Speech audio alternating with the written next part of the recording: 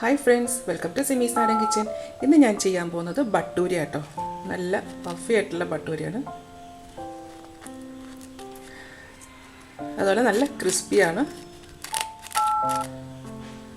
അപ്പോൾ ഇത് എങ്ങനെയാണ് ഉണ്ടാക്കുന്നത് നോക്കാം. ഇതിനായിട്ട് 1 കപ്പ് മൈദ, 1.5 ടേബിൾ സ്പൂൺ റവ, കുറച്ച് ഉപ്പ്, 1/4 ടീസ്പൂൺ ബേക്കിംഗ് പൗഡർ, 1/4 ടീസ്പൂൺ പഞ്ചസാര. ഇനി ഇതൊന്ന് ഇളക്കി കൊടുക്കാം. നമ്മൾ ഇന്നത്തെ പഞ്ചസാരയും ഉപ്പും ബേക്കിംഗ് പൗഡറൊക്കെ ചേർത്തിട്ടുണ്ടല്ലോ, അപ്പോൾ അതൊന്ന് എല്ലാം കൂടെ ഒന്ന് ഒരുമിച്ചാകുന്ന വരെ ഒന്ന് ഇളക്കി കൊടുക്കുക. ഇനി ഇതിലേക്ക് 1 ടേബിൾ സ്പൂൺ തൈര് ചേർത്ത ശേഷം ഇതൊന്ന് മിക്സ് ചെയ്യാം കേട്ടോ. നന്നായിട്ട് ചേരണം. ഇനി ഇതിലേക്ക് നമുക്ക് വെള്ളം അല്ലെങ്കിൽ പാൽ ഒഴിച്ചിട്ട് നന്നായിട്ടത് കുഴച്ചെടുക്കണം. ഞാൻ വെള്ളവും പാലും ചേർക്കുന്നുണ്ട് കേട്ടോ. അപ്പോൾ ഞാൻ പറയാം എത്ര പാൽ ചേർത്തു എന്നുള്ളത് കേട്ടോ.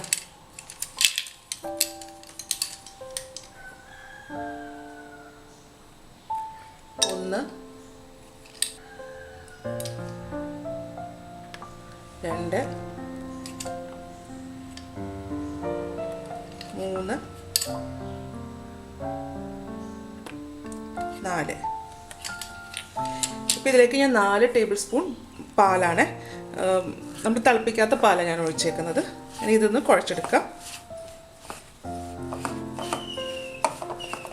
അപ്പോൾ ഇതിൻ്റെ മാവ് കുഴച്ചെടുക്കുമ്പോൾ നല്ല ടൈറ്റായിട്ടുള്ള മാവായിരിക്കണം കേട്ടോ, ഒരുപാട് ലൂസായി പോകരുത്. ഇനി ഇതിലേക്ക് ഞാൻ ചേർക്കുന്നത് വെള്ളം കേട്ടോ. വേണമെങ്കിൽ പാല് മാത്രം ഒഴിച്ചിട്ടും കുഴച്ചെടുക്കാം. 1, 2, 3. നമുക്കിത് കുഴച്ച് നോക്കാം, എന്നിട്ട് വേണമെന്നുണ്ടെങ്കിൽ മാത്രം. അപ്പോൾ നമ്മൾ ഇതിൻ്റെ അകത്ത് പാലും വെള്ളമൊക്കെ ഒഴിക്കുമ്പോൾ അങ്ങോട്ട് മൊത്തത്തിൽ അങ്ങോട്ട് ഒഴിക്കരുത്, കുറച്ച് ഒഴിച്ച് നോക്കാം കേട്ടോ. അപ്പോൾ ഞാൻ പറഞ്ഞല്ലോ, ഇതൊരു തിക്കായിട്ടുള്ള ഡോ ആയിരിക്കണം. ഇത് നന്നായിട്ടൊന്ന് കുഴച്ചെടുക്കാം. ഇത് ആദ്യം കുഴയ്ക്കുമ്പോൾ നമ്മുടെ കയ്യിലൊക്കെ ഒന്ന് പറ്റി പിടിക്കും കേട്ടോ. അത് മൈദയാണല്ലോ, പിന്നെ നമ്മളിതിനകത്ത് എണ്ണ ചേർത്തിട്ടുമില്ല. അപ്പോൾ എന്തായാലും നമ്മൾ കുഴയ്ക്കുമ്പോൾ കൈ നിറച്ചു ആവും. അപ്പോൾ ഇപ്പം കുഴയ്ക്കുമ്പോൾ ഇതിനകത്ത് എണ്ണ ചേർക്കണ്ട കേട്ടോ. ഇപ്പോൾ എണ്ണ ചേർക്കേണ്ട ആവശ്യമില്ല. ഇതിനി കുറച്ച് കഴിഞ്ഞിട്ട് വീണ്ടും നമ്മൾ ഒന്നും കൂടെ ഒന്ന് നല്ലതായിട്ട് മയപ്പെടുത്തിയെടുക്കും. ഇതിപ്പോൾ ജസ്റ്റ് ഞാനിങ്ങനെ ഒന്ന് മിക്സ് ചെയ്ത് വെച്ചിട്ടേ ഉള്ളൂ കേട്ടോ. എല്ലാം കൂടെ ഒരു ബോൾ കണക്ക് ഇതെല്ലാം കൂടെ ഒന്ന് ചപ്പാത്തി പരുവത്തിലാക്കി വെച്ചേക്കട്ടെ. അപ്പോൾ ഇത് കുറച്ച് തിക്കായിട്ടുള്ള ഡോ ആട്ടോ. അപ്പോൾ ഇനി ഇതിങ്ങനെ ഇരിക്കട്ടെ. ഇനി ഇത് നമുക്ക് അടച്ചു വെക്കാം. അടച്ചിട്ട് ഒരു 2 മണിക്കൂർ നേരം റെസ്റ്റ് ചെയ്ത് വെക്കണം. ഇത് 2 മണിക്കൂർ കഴിയുമ്പോഴത്തേക്ക് നമുക്കിത് എടുത്ത് ഉണ്ടാക്കാം കേട്ടോ. ഇപ്പോൾ ഒരു 2 മണിക്കൂർ ആയിട്ടുണ്ട് കേട്ടോ. അപ്പോൾ നമ്മുടെ മാവ് നല്ലപോലെ ഒന്ന് സോഫ്റ്റ് ആയിട്ടുണ്ട് കേട്ടോ.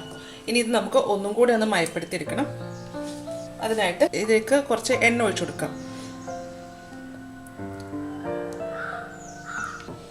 ഞാനിതിലേക്ക് 1 ടീസ്പൂൺ സൺഫ്ലവർ ഓയിലായിട്ട് ഒഴിച്ചേക്കുന്നത്. ഇനി എണ്ണ ഒഴിച്ചിട്ട് വേണം ഇതൊന്ന് നന്നായിട്ടൊന്ന് മയപ്പെടുത്തിയെടുക്കാനായിട്ട്. ആണോ, ഇപ്പോഴും ആ മാവ് നല്ല തിക്കാണ്. അപ്പോൾ നമുക്ക് ഇതിൻ്റെ കൺസിസ്റ്റൻസി എന്ന് പറയുന്നത് ഇതാട്ടോ. നമ്മൾ പൊറോട്ടയൊക്കെ കുഴയ്ക്കുമ്പോഴത്തേക്ക് നല്ല സോഫ്റ്റ് ആവില്ലേ, അതുപോലെ ആകരുത്. കുറച്ച് ഹാർഡായിട്ട് തന്നെ കിട്ടണം. എന്നിട്ട് ഇതിനെ ഇങ്ങനെ ഒന്ന് നന്നായിട്ടൊന്ന് കുഴച്ചെടുക്കാം. ഇതിനെ ഇങ്ങനെ ഫോൾഡ് ചെയ്ത് വേണം നമ്മളൊന്ന് കുഴച്ചെടുക്കാനായിട്ട്. എന്നിട്ട് ഇതിനെ ഇങ്ങനെ നന്നായിട്ടൊന്ന് മയപ്പെടുത്തിയെടുക്കണം. നമ്മളിത് കുഴയ്ക്കുന്നതനുസരിച്ചിട്ടാണ് ബട്ടൂര നല്ല സോഫ്റ്റായിട്ട് വരുന്നത് കേട്ടോ. ഞാനിതിനകത്ത് റവ ചേർത്തിട്ടുണ്ട്. റവ ചേർക്കുന്നത് എന്തിനാന്ന് വെച്ച് കഴിഞ്ഞാൽ, റവ ചേർക്കുകയാണെന്നുണ്ടെങ്കിൽ ഇത് പെട്ടെന്ന് തന്നെ അങ്ങോട്ട് തണുത്ത് പോകത്തില്ല. നല്ല ക്രിസ്പി ആയിട്ട് തന്നെ ഇരിക്കും. മൈദ തന്നെയാകുമ്പോൾ പെട്ടെന്ന് തന്നെ അത് തണുത്ത് പോകും. അപ്പോൾ ഇതിൽ എണ്ണ കുറച്ച് കുറവായിട്ട് തോന്നുന്നുണ്ട്. അപ്പോൾ ഞാൻ വീണ്ടും കുറച്ചും കൂടെ എണ്ണ ചേർക്കണേ കേട്ടോ. എൻ്റെ കയ്യിൽ ഒട്ടിപ്പിടിക്കുന്നുണ്ട്. അപ്പോൾ ഒട്ടിപ്പിടിക്കുന്നുണ്ടെങ്കിൽ കുറച്ച് എണ്ണ തേച്ചിട്ട് ഇതൊന്ന് മയപ്പെടുത്തിയെടുക്കണം കേട്ടോ.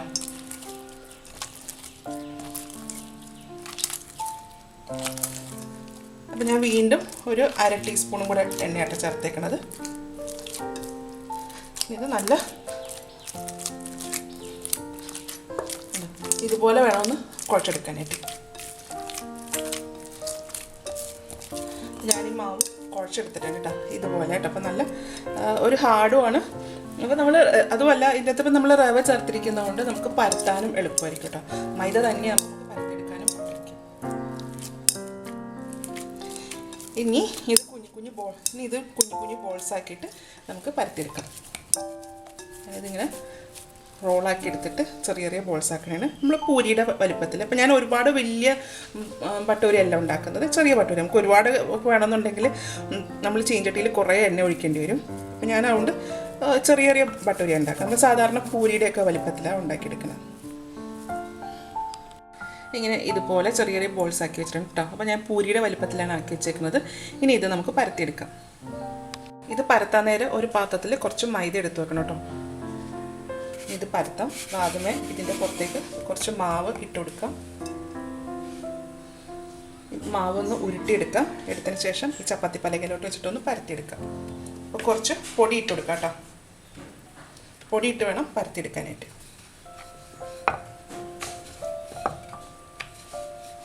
അപ്പം ഞാൻ ഒരുപാട് വലിയ ഭട്ടൂരി ഉണ്ടാക്കുന്നില്ല, ചെറുതാട്ടോ. നമ്മൾ വലുതായിട്ട് ഉണ്ടാക്കുകയാണെന്നുണ്ടെങ്കിൽ പാത്രത്തിൽ ഒത്തിരി എണ്ണ ഒഴിക്കേണ്ടി വരും. നമുക്ക് സാധാരണ നമ്മുടെ പൂരിയുടെ വലുപ്പത്തിൽ ഉണ്ടാക്കി വെച്ചാൽ മതി.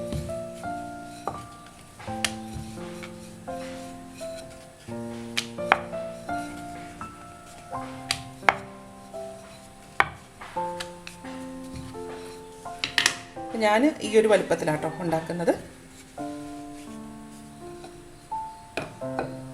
ഇതൊരു പ്ലേറ്റിലോട്ട് മാറ്റി വെക്കാം. ഇത് കണക്കെ ഞാൻ ഇത് കണക്കെ പരത്തി എടുത്തിട്ടുണ്ട്. ഇനി ഇത് എണ്ണയിലേക്കിട്ട് ഫ്രൈ ചെയ്യാം. അപ്പോൾ ഇത് പരത്തി വെച്ചേക്കരുത്. വെച്ച് കഴിഞ്ഞാൽ പെട്ടെന്ന് തന്നെ മൈദയല്ലേ, പെട്ടെന്ന് തന്നെ അത് ഒരു സോഫ്റ്റ് ആയി പോകും. ഇത് പരത്തി ഉടനെ തന്നെ ഉണ്ടാക്കണം കേട്ടോ. ഇതിനായിട്ട് എണ്ണ ഞാൻ ചൂടാക്കാൻ വെച്ചിട്ടുണ്ട്. ഇത് നന്നായിട്ട് ചൂടായിട്ടുണ്ട്. ഒന്ന് ചെക്ക് ചെയ്ത് നോക്കാം. കുറച്ച് മാവിട്ട് നോക്കാം. ചൂടായിട്ടുണ്ട് കേട്ടോ. അപ്പോൾ നല്ല തിളച്ചെടുക്കണേന്. ഇതിൻ്റെ സ്റ്റൗവിൻ്റെ ഫ്ലെയിം ഒന്ന് മീഡിയം ഹീറ്റിലേക്ക് മാറ്റും കേട്ടോ. അതിനുശേഷം നമ്മൾ ഉണ്ടാക്കി വെച്ചേക്കുന്ന ഭട്ടൂരി ഇട്ട് കൊടുക്കാം. ഇങ്ങനെ ഒന്ന് താഴ്ത്തി കൊടുക്കുക. എന്നാൽ മാത്രമേ ഇത് കൊമ്പളച്ച് വരത്തുള്ളൂ.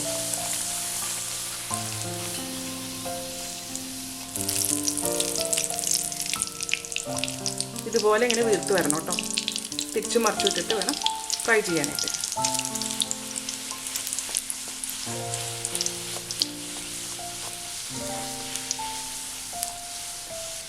ഇതുപോലെ ഒരു ചെറിയൊരു ബ്രൗൺ ഷെയ്ഡ്, നമ്മൾ ആ പൂരിയൊക്കെ ഉണ്ടാക്കുമ്പോൾ വരുന്ന ആ ഒരു ഷെയ്ഡ് വന്നു കഴിഞ്ഞാൽ നമുക്കിത് എണ്ണയിൽ നിന്ന് കോരിയെടുക്കാം.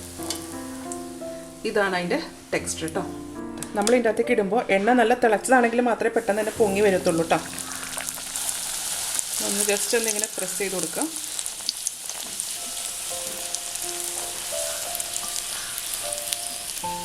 ഇതുണ്ടോ വീർത്ത് വരുന്നുണ്ടോ? നമ്മൾ ആ പ്രസ് ചെയ്യുന്നതനുസരിച്ചിട്ടാണ് അത് വീർത്ത് വരുന്നത്. തിരിച്ച് മറിച്ചിട്ട് കൊടുക്കാം. ഇതൊക്കെ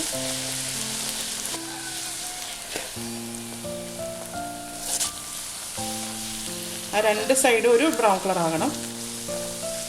നമ്മൾ ഇതുപോലെ ഇങ്ങനെ എണ്ണ ഇങ്ങനെ എല്ലാ വശത്തുനിന്ന് ആക്കി കൊടുക്കണം കേട്ടോ. അപ്പോൾ അതിങ്ങനെ പൊങ്ങി വരുന്നതുകൊണ്ട് മുകളിലോട്ട് ഇങ്ങനെ ഫ്ലോട്ട് ചെയ്തല്ലേ നിൽക്കത്തുള്ളൂ. അപ്പോൾ സൈഡൊക്കെ ഒന്ന് എണ്ണയിലേക്ക് താഴ്ത്തി കൊടുക്കാം. എണ്ണയിൽ നിന്ന് കോരിയെടുക്കാം. ഇങ്ങനെയാട്ടോ. നല്ലപോലെ പൊങ്ങി വന്നിട്ടുണ്ട് കേട്ടോ. അപ്പോൾ ഇതുപോലെ നമുക്ക് എല്ലാം ഒന്ന് വറുത്തെടുക്കാവേ. അപ്പോൾ നമ്മുടെ ഭട്ടൂര ഞാനെല്ലാം ഫ്രൈ ചെയ്തെടുത്തിട്ടുണ്ട്. ഇത് നല്ലപോലെ പൊങ്ങി വന്നിട്ടുണ്ട് കേട്ടോ.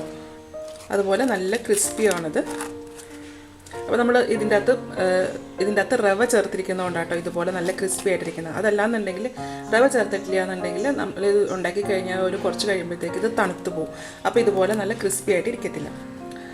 അപ്പോൾ ഞാനിത് ഇന്ന് ഉണ്ടാക്കിയിരിക്കുന്നത് എൻ്റെ ബ്രേക്ക്ഫാസ്റ്റാണ്. ഞാനപ്പോൾ ഇത് കഴിച്ച് നോക്കട്ടെ, ഇതിൻ്റെ ടേസ്റ്റ് എന്താണെന്ന് ഞാൻ പറയാം കേട്ടോ. ഇതിനായിട്ട് ഞാൻ കറി എടുത്തിട്ടുണ്ട്. ഇതിന് മുന്നത്തെ വീഡിയോ ഒന്ന് കണ്ടു നോക്കൂ കേട്ടോ. ചോല മസാല എന്നുള്ളത് അതാണിത്.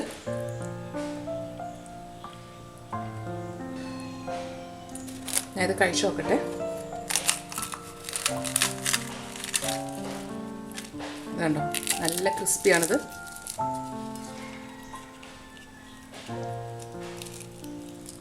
ഞാൻ കഴിച്ചു നോക്കട്ടെ കേട്ടോ.